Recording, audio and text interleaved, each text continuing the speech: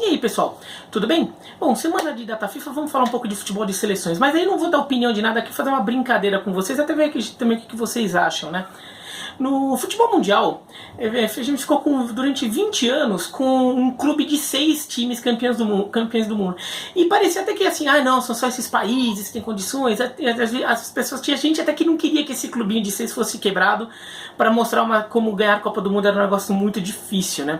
Os 6 eram Brasil, Alemanha ou Alemanha Ocidental, Itália, Argentina, Uruguai e Inglaterra. Esse vai desde 78, quando a Argentina ganha a sua primeira Copa do Mundo, até 98, quando a França ganha.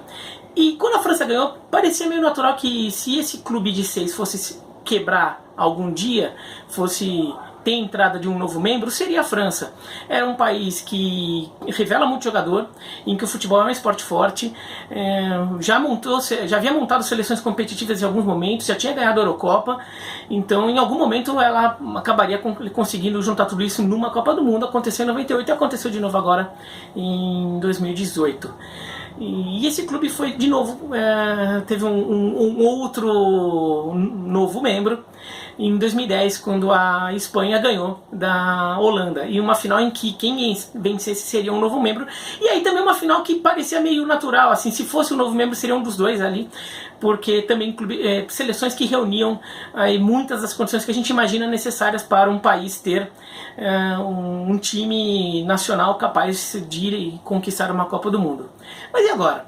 Agora que esse clube de 6 virou clube de 8, talvez ele nunca se quebre, talvez fique para toda a eternidade, mas em algum momento é possível que algum outro país entre ali. E aí, quem seria o próximo campeão do mundo? Ou quais países têm mais chances de conquistar a Copa do Mundo pela primeira vez? Bom, vou dar aqui o meu palpite, as minhas opiniões. Não é verdade absoluta, até porque na verdade é só uma brincadeira de futurologia. Queria até que vocês colocassem aqui nos comentários o que vocês imaginam, qual seria a sua lista de 5, tá? E vou explicar um pouco os critérios antes de falar qual é a minha lista de 5. Mas os critérios são, assim, não é que você tem que ter tudo isso que eu vou falar necessariamente, mas você tem que ter muitos desses elementos, pelo menos é o que se imagina que seja necessário.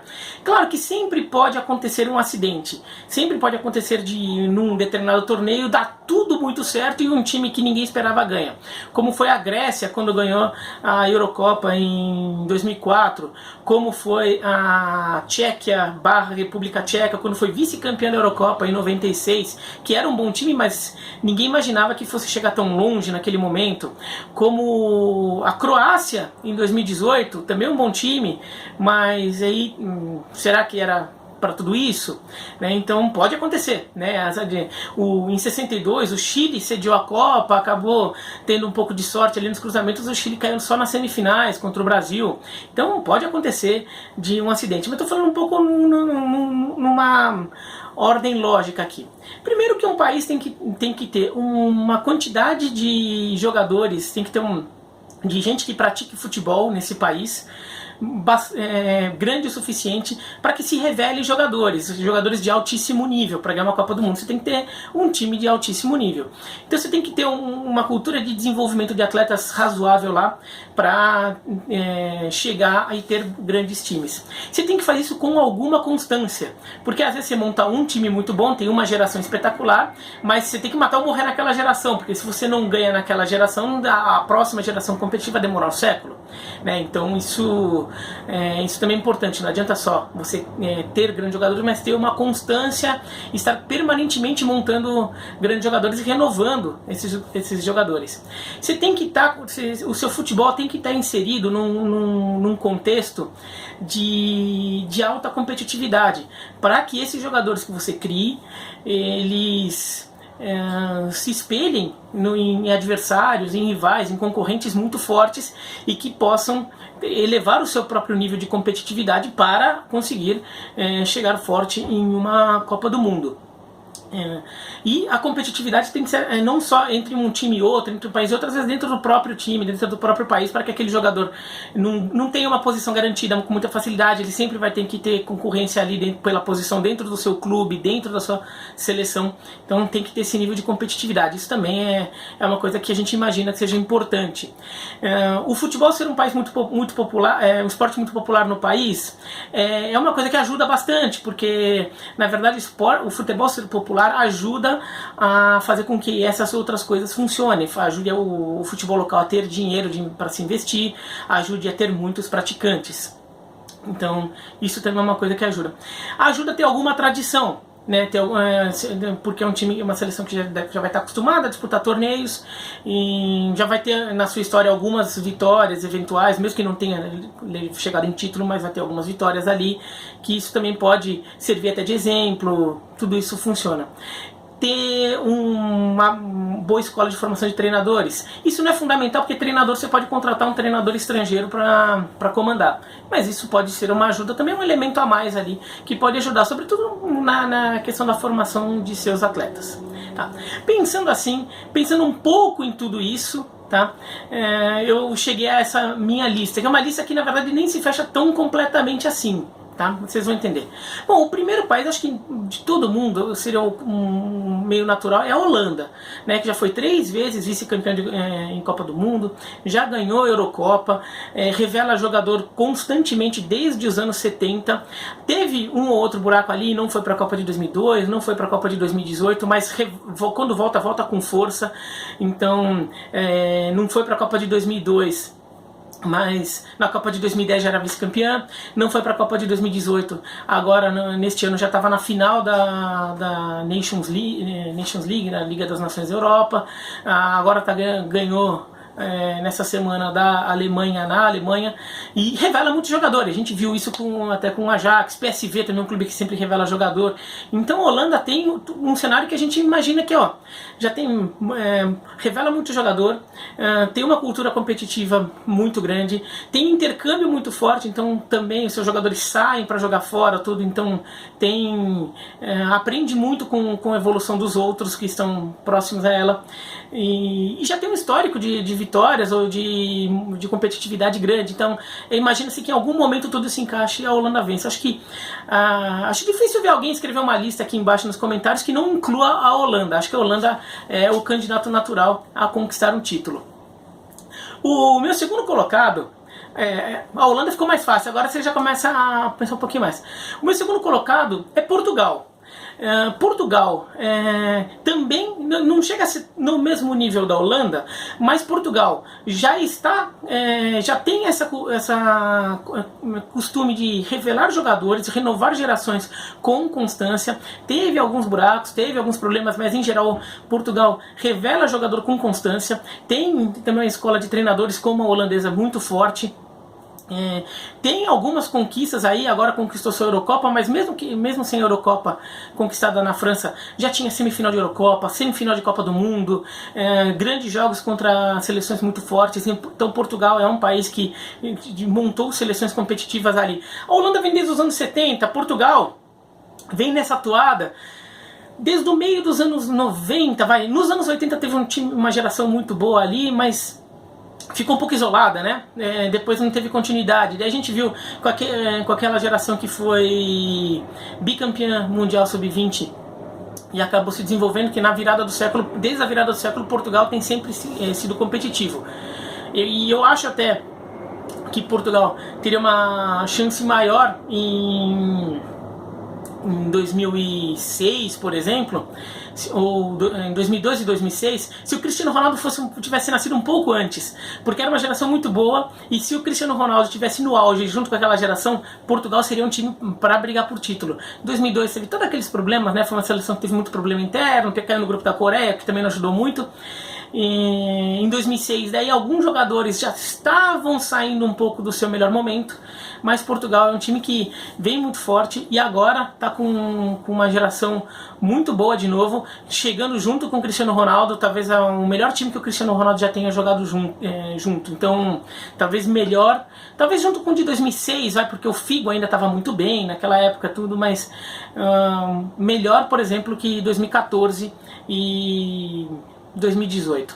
Então acho que Portugal é um país que pode chegar aí em algum momento se tudo der certo. Daí também, de repente a chave favorece, né? A chave abre um caminho ali no sorteio da Copa, a chave abre tudo. Portugal é uma seleção que tem nível competitivo para eventualmente num mês ali em que as coisas funcionem, ganhar a Copa do Mundo. Terceiro colocado é muito por causa do momento. É a Bélgica. Acho que a Bélgica é uma seleção que pode ter uma força ali, porque a Bélgica ela não revela jogador com a mesma constância que Portugal e Holanda, né? A Bélgica tem saltos de geração, né? Então ela teve geração muito boa, mas geração boa, uma geração boa no começo dos anos 70, depois ela teve uma muito boa nos anos 80, quando a Bélgica foi semifinalista de Copa do Mundo, foi finalista da Eurocopa, as pessoas esquecem disso, a geração do Koelemans, do Vercauteren, Van der Elst, do Faf, o goleiro que depois veio o Prudhomme como sucessor dele, um baita goleiraço. Então os times belgas conquistaram competições continentais na Europa naquela época, então a Bélgica teve um grande momento nos anos 80. Nos anos 90 caiu bastante e deu uma sumida e acabou voltando só agora nessa década. Então a Bélgica tem momentos, né? A Bélgica neste momento tem um time muito forte, tem uma seleção muito forte, chegou perto de ganhar a Copa do Mundo, perdeu da França na semifinal, mas se passasse pela França, muito provavelmente seria campeão do mundo. Era um time muito melhor que a Croácia, né, numa eventual final. Então pode acontecer. Essa geração acho que ainda tem pelo menos mais uma Copa do Mundo pela frente. Então a Bélgica tem um time bom que, se tudo der certo, pode vir a ganhar uma Copa do Mundo. Agora, quando essa geração passar, a gente não pode ter a mesma certeza que a geração seguinte será tão boa quanto a gente normalmente acha de Holanda e de Portugal. Então a Bélgica é um pouco matar ou morrer agora. Talvez a nova geração seja tão boa quanto, mas a gente não pode cravar muito isso pensando no histórico do futebol belga, tá? Mas acho que a Bélgica é a terceira. A quarta, eu colocaria a Colômbia. A Colômbia é um país que até os anos 80 era um país fraquinho no futebol da América do Sul, não era um time forte, assim, não competia com Paraguai, com Peru e com Chile, era degraus abaixo, ficava lá no bolo com Equador e Bolívia. Nos anos 80 a Colômbia cresceu muito e a Colômbia tem revelado muitos jogadores, a gente vê, tem um futebol local muito forte, com um cenário de clubes muito forte, tem desenvolvido seleções competitivas. Na Copa do Mundo de 2014 foi eliminada pelo Brasil nas quartas de final, ou seja, se passasse ia para a semifinal, já teria ido bastante longe, e na Copa de 2018 só foi eliminada pela Inglaterra nos pênaltis. Até foi um jogo que a Inglaterra realmente foi melhor, mas ela chegou e só caiu nos pênaltis. É um país que tem revelado jogadores, tem montado times fortes, agora está com um técnico bom, né? Na Copa América decepcionou um pouco ali, mas a Colômbia acho que ainda precisa acertar melhor essa coisa de conjunto. Acho que ela nunca conseguiu trabalhar por inteiro a sua seleção. O melhor momento acho que foi 2014, mas ela tem um potencial para continuar montando times, revelando jogadores, e em algum momento pode tudo dar certo. Acho que das Américas é o país que está mais perto de ganhar uma Copa do Mundo, se a gente tirar os três que já ganharam: Brasil, Argentina e Uruguai, né? Então acho que não sei, pensando em longo prazo, eu não estou falando para a próxima Copa do Mundo necessariamente, estou falando quem será o primeiro fora do grupo dos 8. Acho que a Colômbia, acho que é o quarto que tem mais chance, no geral, o primeiro das Américas. O quinto, que é uma grande questão, porque no quinto lugar você já não começa a ter dificuldade de ver algum país que complete todo esse cenário que eu considero, meus critérios para ver como um time como provável campeão do mundo. Eu vou dar uma pequena lista de quem eu acho que poderia ser esse quinto colocado, tá? Acho que esse quinto colocado pode ser a Croácia. Acho que a Croácia está um pouco superdimensionada, porque ela foi vice-campeã da Copa do Mundo com um time que era ok, era bom, tem alguns bons jogadores, mas olha, não é tão constante da Croácia assim não. A gente às vezes se encanta muito com o talento dos jogadores, mas a seleção croata em geral não costuma ser tão competitiva. Foi só a segunda vez que a Croácia chegou passou de fase numa Copa do Mundo. né? É que por coincidência, as duas vezes que ela passou, ela foi muito longe. Em 98 foi terceira colocada e agora em 2018 foi vice-campeã.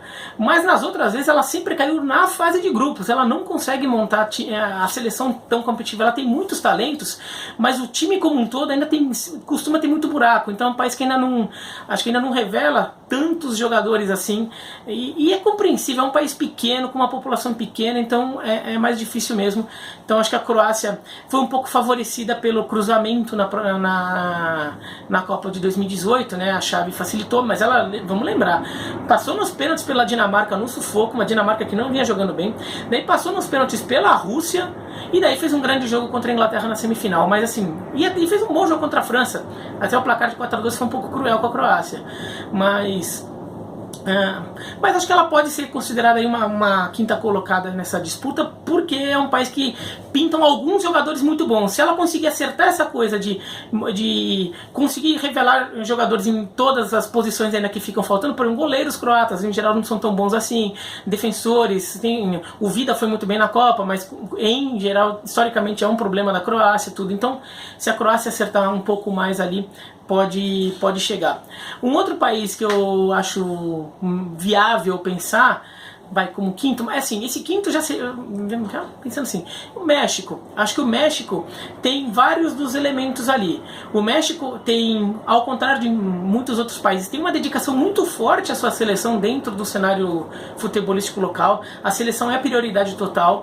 Então, se a seleção mexicana quer, por exemplo, decidir, a Federação Mexicana decidir que 6 meses antes da Copa o time vai ficar concentrado e vai ficar trabalhando como se fosse um clube, e os clubes locais que se danem, vai acontecer. Os clubes vão ceder seus jogadores por 6 meses e a seleção fica jogando, né? Então no México a federação tem poder ali de montar a sua seleção. É um país que tem uma cultura de futebol local muito forte, mas eu acho que tem alguns problemas. Acho que o México ainda não consegue desenvolver jogadores de altíssimo nível, ou vários jogadores de altíssimo nível, né, com uma grande quantidade. E o cenário competitivo local ainda falta coisa. No local do México, do futebol mexicano é bom, mas do continental não. Acho que o México se beneficiaria muito de uma expansão de uma CONCACAF e CONMEBOL se fundindo, expandindo o futebol das Américas como um todo, porque eles entrariam num contexto competitivo maior e talvez conseguissem elevar o nível do seu futebol. Os Estados Unidos têm uma situação, acho que parecida com essa. Falta nível de competitividade ali para servir aquele estímulo para o jogador dar um passo adiante, né? Os Estados Unidos, o futebol não é tão popular lá, mas é um país muito populoso e com muito dinheiro. Então a quantidade de praticantes de futebol dentro dos Estados Unidos é maior que em Portugal, que na Holanda, que na Bélgica. Então tem quantidade de gente para você tirar jogador, tem quantidade de jovens jogando bola que podem virar jogadores. Mas os Estados Unidos ainda não tem esse cenário competitivo, e os Estados Unidos têm uma competição interna, doméstica, mais problemática que em outros países, que é a competição com outros esportes. Alguns jogadores que às vezes até mostram talento no futebol, às vezes eles acabam, na hora de virar profissional, eles acabam indo para outros esportes que eles também são bons, como futebol americano, beisebol, o basquete, porque tem uma perspectiva de futuro financeiro ou com um potencial de bolsa de estudos na universidade muito maior, né? Mas os Estados Unidos acho que tem um potencial ali, e os Estados Unidos, como a seleção americana nem tanto, mas como o cenário do futebol local está em ascensão. Então, pensando nessa, para vocês assim, né, ascensão, não assim é para mim. Assim, pensando na ascensão, é capaz em algum momento ali, pensando em 20, 30 anos, chegar num patamar em que os Estados Unidos se tornem competitivos. Tem que ver se nesses 20, 30 anos nenhuma dessas outras seleções ganharam alguma Copa do Mundo. Outro país que eu acho que poderia ser colocado ali é a Rússia, mas porque a Rússia tem alguns elementos, ela tem dinheiro no futebol local, tem um cenário local com um nível de competição razoável, até porque está dentro do contexto europeu, então tem competição. O problema é que a Rússia parece que desaprendeu de revelar jogador, né? A União Soviética tinha grandes seleções, e não pense que era grande seleção porque era tudo ucraniano. Isso não é verdade. A boa parte das seleções soviéticas eram de maioria russa. A Ucrânia, ela teve uma grande contribuição nos anos 70, e nos anos 80 80, daí já virou bem nacional dentro da União Soviética. Então a Ucrânia era a república mais forte, mas já tinha muito jogador armênio, georgiano. A Geórgia teve um grande momento do futebol nos anos 80. Mas se você pensar desde a Copa de 58, que foi a primeira que a União Soviética jogou, boa parte da seleção soviética era russa, inclusive a seleção que foi semifinalista da Copa de 66 e a que ganhou a Eurocopa de 60. Então a União Soviética, a Rússia revelava muito jogador, mas parece que eles desaprenderam, e esse é um problema. Agora, os outros elementos que a gente pode imaginar como importantes para o futebol local crescer, a Rússia tem. Ela só não tem essa tradição recente de revelar jogadores. E eu acho que um último país que eu citaria como um candidato a esse quinto lugar é a Nigéria. A Nigéria tem um cenário futebolístico local muito fragmentado, porque os clubes não são fortes, não tem muito dinheiro, muito do dinheiro... o futebol local acaba se baseando muito em jogadores que saem da Nigéria muito cedo para ir jogar na Europa ainda jovens, mas isso tem uma vantagem, eles se desenvolvem num nível de competitividade europeu, né, não num cenário clubístico africano que ainda é mais fraco. Então a Nigéria revela jogadores com alguma constância, chegou a montar algumas seleções com potencial de, talvez não de ganhar a Copa do Mundo, mas de ir longe numa Copa do Mundo, mais longe do que ela acabou indo. Em 94, ela quase eliminou a Itália nas oitavas de final, toma um gol no finalzinho e daí perde na prorrogação, mas ela estava vencendo o jogo e poderia ter eliminado a Itália, que foi vice-campeã do mundo em 94. Então a Nigéria em 98 também teve um time muito bom, mas teve problemas internos em algum momento, e a Nigéria acabou caindo para a Dinamarca nas oitavas, mas tinha um time muito forte que tinha até eliminado a Espanha na fase de grupos. Então acho que a Nigéria, dos países africanos, é o que tem mais condição ali de chegar, porque ela tem seleções competitivas com mais constância, ao contrário de Gana e Costa do Marfim, que montaram times muito bons na década passada, mas a geração seguinte já não é do mesmo nível. A Nigéria já tem mais, a Nigéria já está até renovando, então acho que tem uma condição um pouco melhor. Outra coisa é que a Nigéria é o país mais populoso da África, né? Então tem mais de onde tirar jogadores ali. Então acho que a Nigéria, se fosse para apontar um africano, acho que a Nigéria que está mais perto. A África do Sul, do ponto de vista econômico, seria o mais provável, mas a África do Sul ela está muito empacada no futebol, até porque no cenário local o futebol compete muito com o rugby, com o cricket, por investimento, por atenção da mídia, tudo, ainda que o futebol tenha mais praticantes e torcedores no geral da população, esses outros esportes têm mais dinheiro. Então ficaria com esses países aí entre Croácia, Rússia, Estados Unidos, México e Nigéria, mas para dar um quinto colocado ali, eu acho que, pensando em ascensão, os Estados Unidos, mas olha, seria para um universo daqui 30 anos, tá? Daqui 20 anos, vai, daqui 20 anos, acho que se tudo der certo, acho que os Estados Unidos poderiam eventualmente brigar. E talvez em 20 anos a Holanda já tenha ganhado a Copa do Mundo, Portugal já tenha ganhado a Copa do Mundo, Bélgica já tenha ganhado, e talvez então esses Estados Unidos aí não chegariam a tempo. Tá? Então acho mais difícil.